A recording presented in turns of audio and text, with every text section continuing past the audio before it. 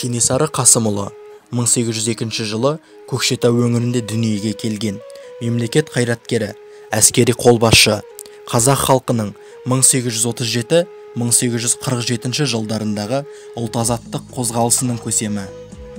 Қазақ хандығының соңғы ханы, Шыңғыс ханның 27-ші ұрпағы, Абылай ханның немересі.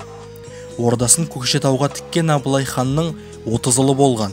Абылайдың қалмақ қонтайшысы Қалдан Сереннің қызынан дүниеге келген баласы Қасым Сұлтанның бәйбішесі Ақкүмістен Кенесары туылған.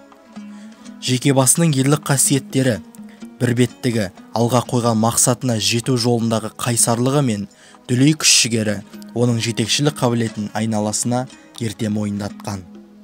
Кенесары туған кезінде кішкентай болған екенді, сары қызыл шашты болған. Сондықтан сондағы бір қожа кісі, би кісі айтыпты, өзі кішкентай, өзі сары, Кенесары.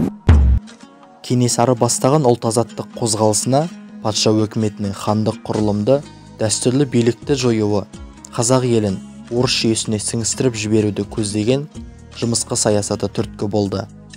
Кенесары қазақ халқының тұтастығын қалпына келтіруді басты мақсат тұтты. Ол алдымен дипломатиялық қадам жасады.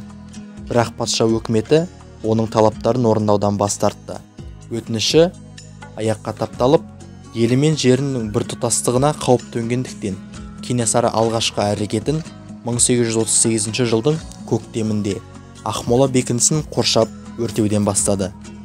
Кенесары азаттыққа қол жеткізу үшін 300-дің басын біріктіру керек екенін түсінді. Алайда қазақтың басы толық бірікпеді, екі топқа бөлінді. Дулаттар, шапыраштылар, үйсіндер, наймандар бәрі жиналып келеді, батырлары жиналып келіп Кенесарыға қосылады.